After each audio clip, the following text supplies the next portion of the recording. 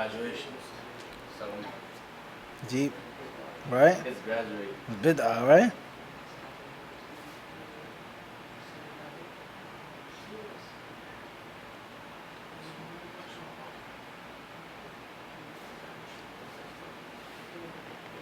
And then they waited and just copy and paste the question. No way you type it. Ready?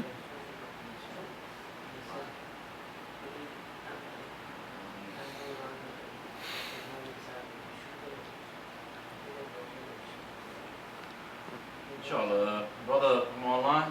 The news was KA from Manchester, UK. I ask Allah to preserve you, Sheikh. Can you give us some good tips on memorizing many hadith? I ask Allah to preserve you, Sheikh, and accept the good from you. Can you please give some good advice to a new student of Medina University? And joining the faculty of hadith is his goal. Bismillah, alhamdulillah, wa salatu wa salam ala rasulillah. May Allah bless you, dear disciple. May Allah subhanahu wa ta'ala reward you well for your kind words. We appreciate it a lot. And inshallah azza wa jal, one day, hopefully sooner than later, we'll have the ability to travel to the United Kingdom. Inshallah azza wa jal, and meet you in person, bi'idhnillah, if that's what Allah wants. With regards to tips on memorizing many hadiths, then my first tip is it's going to come before sincerity. All right, obviously that's the foundation of everything. وَمَا أُمِرُوا إِلَّا لِيَعْبُدُوا اللَّهَ مُخْلِصِينَ لَهُ الدِّينَ حُنَفَاءَ. That's the asl of everything, sincerity. However, it's something I want to mention before that. And also, that's something that you're going to get from any place. Not saying that it's not an important thing. And everyone needs to talk about, but everyone is going to say that. Sincerity, sincerity. Before we even go that far, your question is going to hinder you from memorizing and achieving your goal. The question itself. What is the tip on tips on memorizing many hadiths? You shouldn't have in your head or your mind anything. Get rid of that. There's no such thing as I want to memorize many hadiths. No. I want to memorize, and that's it. Khalas, done. Everybody understand this? Finished. Focus, Once again, we live where? In America. Rather, but that's not even that. No, in Medina. Nah, in Medina. You live in Medina, yeah. They'll find people, not maybe as often as it is in New York City, but there's plenty of times when someone comes down your block blasting Lil Wayne or Eminem or 50 Cent or Tupac and Outlaws, Nelly in the Prophet City. Yes. I remember the first time when I went to Medina. The first time I was there, 18 years old, we were in an apartment, they start playing Nelly. Blasting. Wallah al-azim, I swear, I lie to you not. It's getting hot in here, take off all your clothes. We like, what the heck? In the Prophet City, yeah. So, many people, they think, like one question came on Mufti Q&A, how to avoid music in the West. We said how to avoid what? Music in the East. It's universal. It's not just America, huh? Wherever you go, unfortunately. Obviously, certain places are what? Worse than others, more intensified. But you'll find it in many, many places. People blasting music in their cars, driving down the street in Medina. And they see you walking down the street with a thobe on and a kufi. And they'll drive faster and beep their horn and make fun of you. Thom qasir, thom qasir, thom qasir, thom qasir. So you got a short thobe on, short thobe on. Mutawa. This goes to show you that you have to be grateful for Allah's blessings. There may be certain people practicing Islam in the UK better than in Saudi. It's a reality. You may find brothers and sisters studying harder in Canada than in Medina. And I saw this with my own two eyes. People, let alone one brother, I'm not going to mention his name. This brother was hard-working, pious, righteous, beautiful character in Philadelphia. He got to Medina, downward spiral. Allah's blessings aren't restricted to a place. The Haramain have their virtue, no question about that. Mecca, Medina, and other places. Sham, different barakah. But individual, that's هذا هو. There is no place or no time or no age or no race or no sex. No way. The only thing that matters in this affair of ours is what? Is hard work. That's it. Wherever you are, huh? This is a lesson. And it's also advice for the new students of Medina. Is to work hard wherever you are. On the airplane, you can read and benefit. And in Medina, you can sleep and play and laugh and have girlfriends and eat and go out and go to the Red Sea and jump in the water and scuba dive. This is reality. Huh? This is reality. So therefore, you have to get rid of that. There's no such thing as I want to memorize many hadiths. No. Only thing that you should be worrying about is entering the gates of Jerusalem. That's it. Allah told Musa alayhi salam to tell his people that when you enter the gates, you'll be victorious. And in Allah, put your trust if you're believers, Allah said in Surah Al-Ma'idah. So just memorize. Just study. Don't worry about how much. Because when you worry about how much, you're looking for perfection and you're looking for comparison. They memorize these hadiths here. They memorize that there. This speaker has memorized this. Don't compare yourself. Just exert yourself. Work hard. Scrape your knuckles. Put your trust in Allah and exert the energy that Allah has given you. And that's it. And you'll get what Allah has written for you. And I'm sure, bid'Allah ta'ala, if you take your focus off of numbers, you'll get much more than you thought was possible. People that ask, how many hadiths have you memorized? Mufti, how many books have you read? How many times have you read this book? I tell them, I don't keep track. There's no number. How many times have you read Fath al-Bari? I would only know that if I was actually what? And what's the point of keeping count unless I want to tell somebody else? Everybody understand this? You have to be careful. And this leads to the second point of advice of ikhlas, sincerity.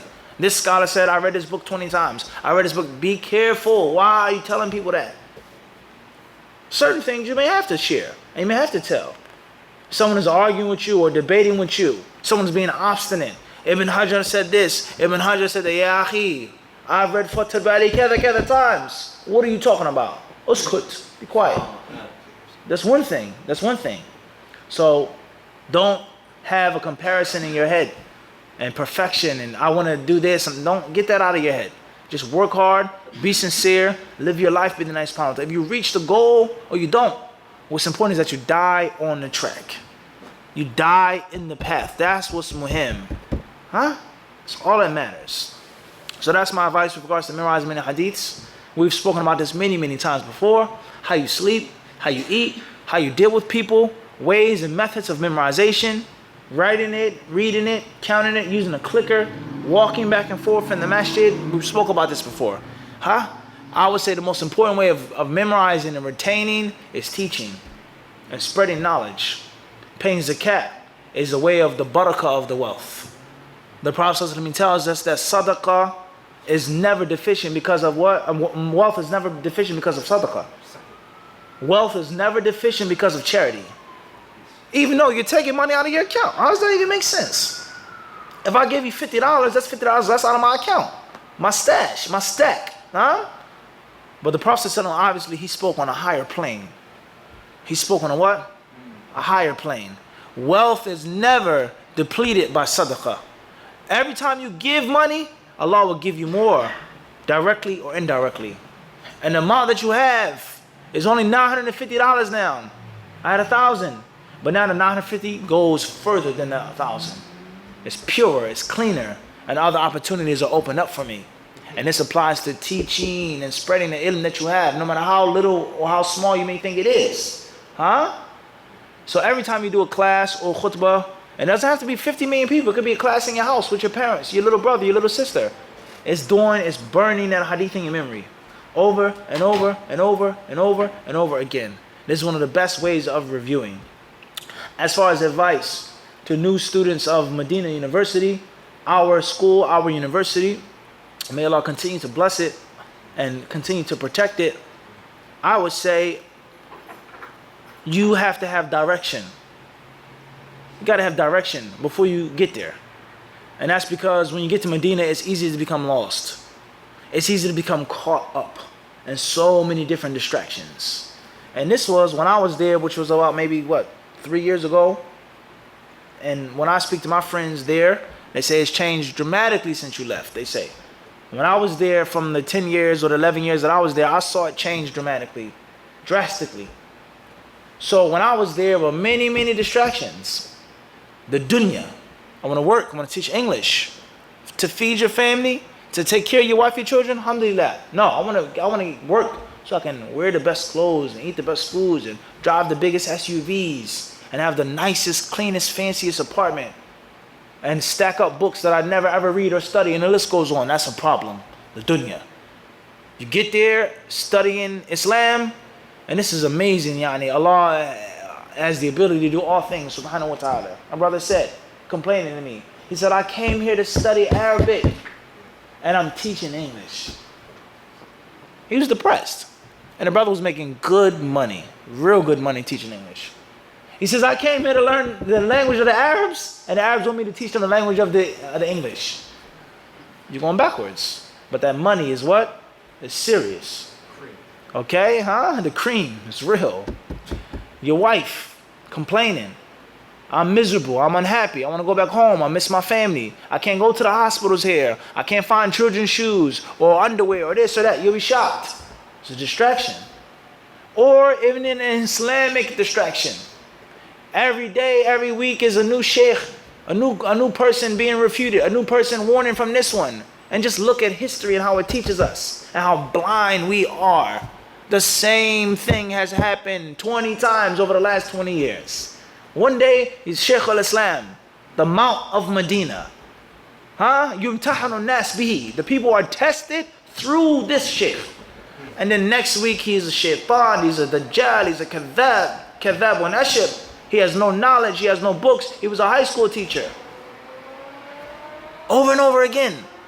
So you go to Medina, don't get caught up in that nonsense and that foolishness. Do not get caught up with that. That cannot help you. That cannot help your family in the UK. That cannot help the UK. Go to Medina with the purpose of learning ilm shar'i and benefiting and studying and sucking up as much knowledge and going back and teaching your country and spreading the knowledge in your country and dealing with the ills of your society. It's a distraction. Or people they go over in the South and they get distracted with the politics of the Middle East and the problems of the Middle East and the leaders and the leadership of the Middle East. And some brothers, they find themselves in serious problems when they start getting in this group and that group and this faction, and next time they have serious issues, serious problems. So my advice is to go to Medina with a direction. Your purpose in Medina is nothing more than learning beneficial knowledge, period. Anything that comes other than that is extra. I worked on this, I learned this, I met these people, I traveled here, I got to sit in the Prophet's masjid every day, drink Zamzam, so alhamdulillah. But the main purpose of Medina is to learn, and that's it. And go home. Peace. My teacher, my professor, he told me, he said, you want to stay and do your PhD here? I said, I don't want to leave Medina, Sheikh. He says, you have to leave Medina. He says, this ain't your home. You're not Saudi. That's what he said, right to my face. He said, no matter how long you stay, you have to go back. Your home is America. Just that simple. You've learned, you've benefited, we've taught you all we can, leave, go. Just like that. So that's my advice. Stay focused, keep direction. Don't get caught up in this one and that one and this group and this rah. And there are many, many other advices that we have given, and that's the advice I'm going to give right now. And Allah subhanahu wa ta'ala, waliyul tawfiq.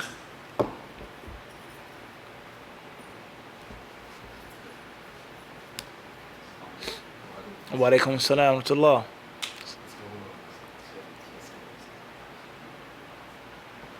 Sadiq, how you doing? Alhamdulillah. MashaAllah. Barakallah feek. Live and direct. It's all right. Initials MW from Sheffield, UK. Assalamu alaikum, Sheikh. May Allah preserve you. Is pork gelatin permissible? Wa alaikum assalam wa rahmatullahi wa barakatuh. Barakallah feek. Ameen, and you as well. Is pork gelatin permissible? You should avoid it. You shouldn't eat it. Try your best to stay away from it. Whether it's direct or indirect. A capsule, a gummy bear, a gummy worm, a gummy fish, or anything else that you find it in. It's best to avoid. Is it permissible? Does it take the same ruling as the flesh of swine? Does it take the same ruling of the fat of swine? It's been cooked, it's been burnt, it's been dyed, it's been put through all types of stages of modification. It's been processed, etc. Huh? Allahu alam. This long discussion with regards to qadiyat al-istihala or masalat al-istihala, something changing, such as dung. An animal relieves itself and it's najis, but then it dries up. Can it be used for coal?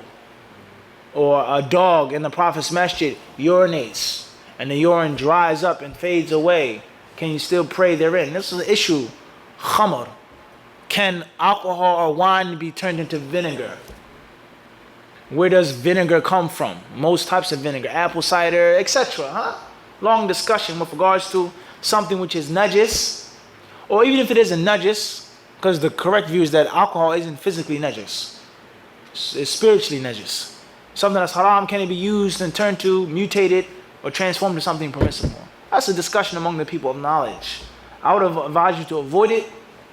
However, oftentimes it's very difficult to avoid it.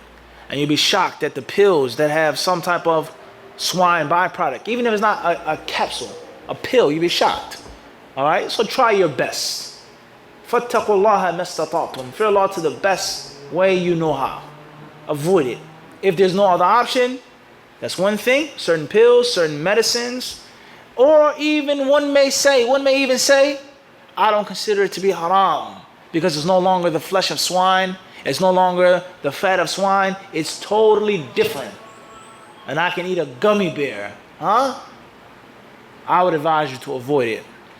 Last piece of advice is don't go extreme in this issue with regards to making it haram and saying it's haram.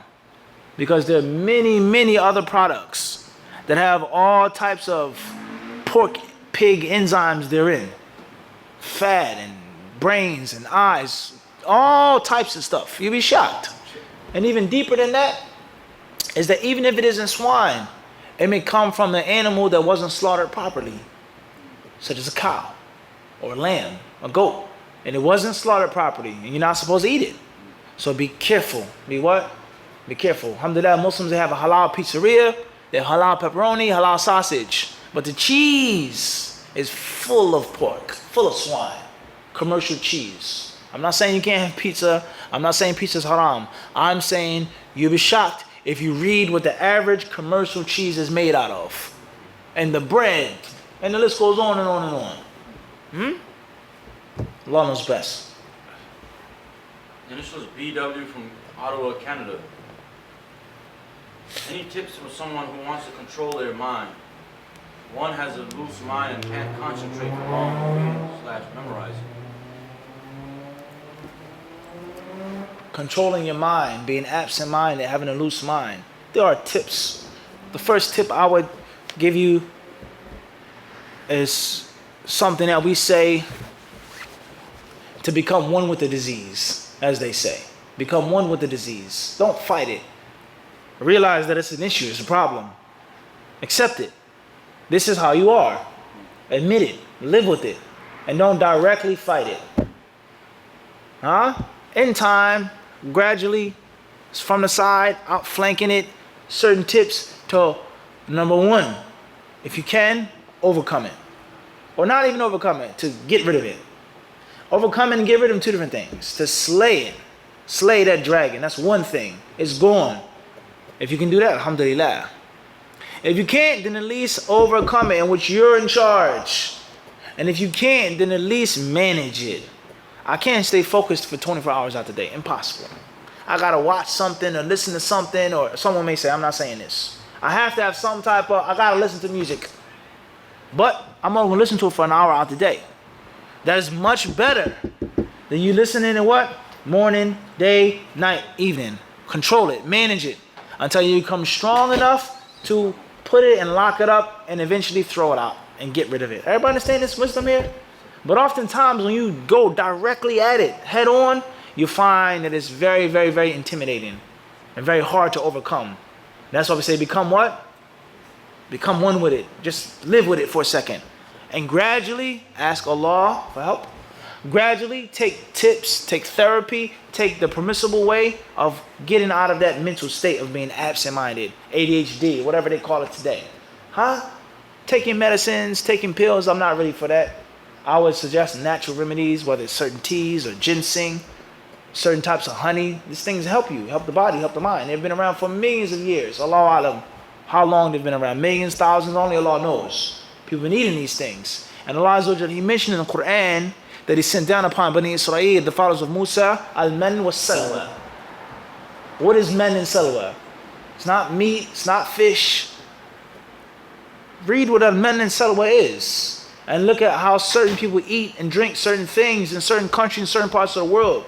I'm not saying it's men and salwa, but just the concept of something that's natural, good, nutritious for the body and for the mind, huh? The Jews, they wanted beans and onions and garlic and things like this. Huh? And the law gave them what? Men was salwa.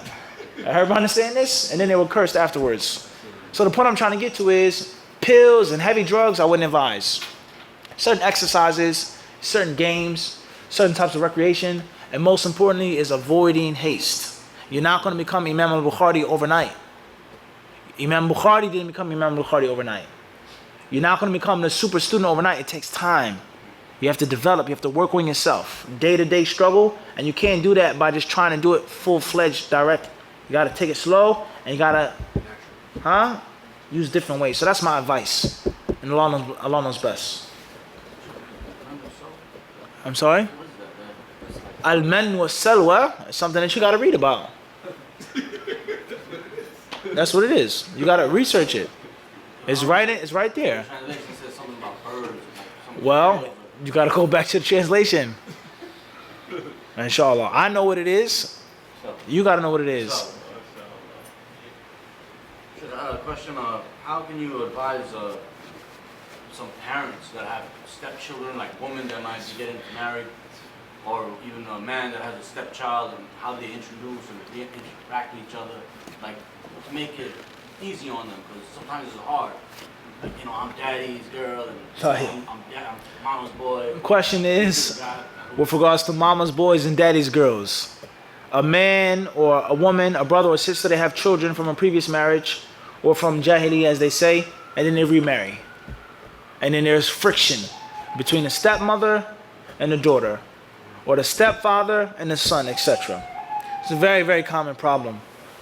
I would say, like any other problem or issue, you have to ask Allah for tawfiq and for barakah. And if it isn't for Allah's tawfiq and Allah's barakah, nothing will become easy. And nothing will go smoothly if Allah doesn't make it like that. Nothing. A husband and a wife, a man and a woman, forget the children. The marriage will not work out. No matter how beautiful the woman is, how handsome the man is, how strong, how financially stable, how knowledgeable he is, how good of a family, how big and wonderful the walima was, how much gold he gave her, it will not work out unless Allah gives them barakah and tawfiq. And that's why we say barakallahu laka wa baraka alayka wa jama'a baynakuma bi khair. May Allah bless you, meaning with her. May Allah give you a good wife. Wa baraka alayka, may Allah bless her with you. May Allah give her a good husband. And most importantly, may Allah bring you together with what? Harmony. He's a beautiful brother. She's a beautiful sister. He's knowledgeable. She's righteous. And they get divorced 2 months later, a week later, a month later, the next night. They fight. They go through major problems because Allah did not give them barakah and tawfiq. So barakah and tawfiq has to be sought. And obviously there are tangible ways of getting barakah and tawfiq. They're tangible. From them is eating from halal sources. Eating from halal sources. Living a true life. Many, many ways of getting barakah and tawfiq from Allah. So that's first and foremost. Number 2 is take your time. Don't rush. This is applicable to the husband and to the wife, the stepmother or the mother and the stepfather. So the stepfather, whether he says it directly or indirectly, he comes across, if the child is old enough, says, I'm not trying to be your father. You have a father. I'm not here to play daddy. I'm your wife's husband. I'm your father's wife. I'm your auntie. I'm your stepmother. Whatever you want from me, I'll treat you something. But I'm not here to impose and to dominate and to dictate and to strip you away from your father or your mother. So oftentimes, the woman or the father, they become jealous. And this is a reality of nature. This is life, jealous. The daughter is jealous of the new wife. You don't love me no more. You spend time with her. You don't read us a bedtime story like you used to. You don't take us out. You're always with her. Or vice versa. Vice versa, huh? You love your daughter more than your wife. You let your daughter get away with murder. You don't discipline her. You don't do this. You don't do this. Everyone has to relax and take it slow. This relationship was here before you came along, and you have to respect that. And the daughter or the son has to understand that you are my son and my daughter, but you're not my wife or my husband. It's a different type of love. It's a different type of what? Of love. You eat food. Dinner is not dessert. Dessert is not what? Dinner. The meat is not the starch. The starch is not the soup or the salad. It's different. This dessert is delicious, finger licking good, but it ain't dinner. The relationship of husband and wife is incomparable to the relationship of father and daughter or anyone else. So you have to understand that it isn't the same. I love you to death as a daughter, not as a wife. I love you to death as my wife, not as my son or my daughter. So it's a different relationship. And everyone has to pump the brakes. Don't impose. Don't force your way in. Take it slow and take it easy. I'm your friend. I'm your wife's, your mother's, whatever. I'm not here to be your new father. And many men, they do this and they come and they want to impose. They want to change the rules. Go to sleep. Wake up. Do this. Do that. No, nah. Be kind. Be easy. Be gentle. Allow the child to come to you. When there's necessary discipline, that's one thing. Certain things are out of order and they need to be fixed. No question about that. For man or for woman, take it slow, take it easy, be gentle, use hikmah. And most importantly, is kindness, kindness, and kindness. Last but not least, the last piece of advice is don't rush. Something may end good, but it started off in a bad way. You never know what's going to happen. Just keep trying. With the proper techniques. With the what? Not with the wrong techniques. Keep trying. Don't be hasty. And most importantly, the husband or the one who has the children or the mother, you have a great responsibility to make sure that you maintain the love and the care and the intention that you previously had with your children. And you also intensify, because people become insecure. They become insecure. When was the last time you told your daughter that you love her? When was the last time you bought her a gift? When was the last time you took her out, just you and her? It's very important, with regards to maintaining a family, an Islamic family, a broken home, a mixed home, a stepfather, a stepmother, etc. And good akhlaq. خيركم خيركم لأهلي وأنا خيركم لأهلي. The best of you are those who are best to their families. Good character. Children observe and they look at things even if you don't think that they're looking and observing. Good character. And Allah knows best. Here we'll stop. I believe we've run out of time. Sallallahu sallam wa barak ala abdi wa rasuli nabiyina Muhammad. May Allah Azza wa Jal bless all of the Muslims and increase them and enhance them in beneficial knowledge and righteous action, and bless us all as well.